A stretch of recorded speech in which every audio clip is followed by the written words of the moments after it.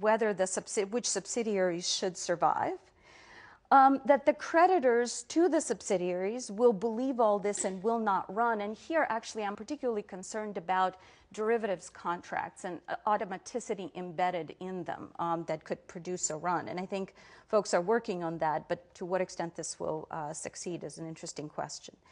And then that the host governments will believe all this and therefore will not ring fence.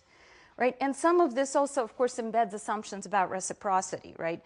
We will not ring fence if you will not ring fence. Well, how do we know you won't ring fence? Well, that depends on whether you will provide liquidity and whether there is a run, et cetera, et cetera. So all this to say, this is a tall order. It requires a tremendous amount of trust and faith. I think we won't know how it's going to work until the end. I think it's very easy to be skeptical because of the amount of faith and trust embedded in every single component of the program. I think to some extent this is inherent for an international effort.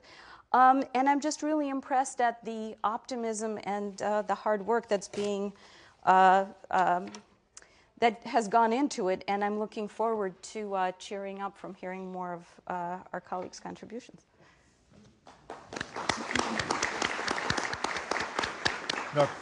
Thank you, Anna. And our final speaker, Paul Lee. Well, thank you very much. I'm delighted to be on this distinguished panel.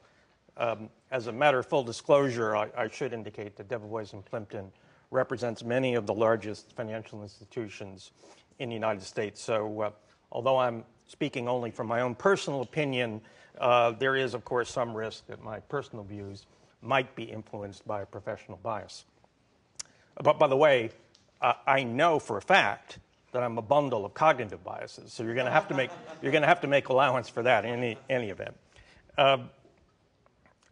The focus so far on the panel has been on the resolution process, and I've left at the desk some articles I've recently written on cross-border resolution. It's a very important topic.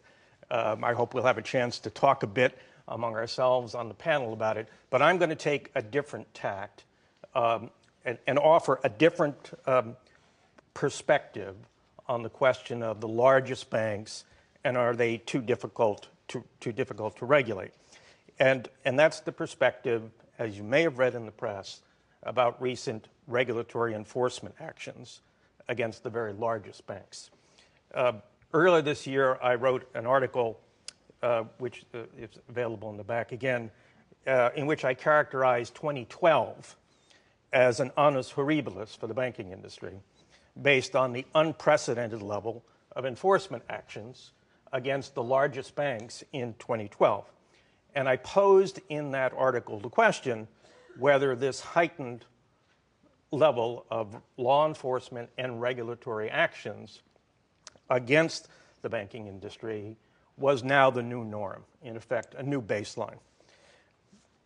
I won't keep you on the edge of your seats.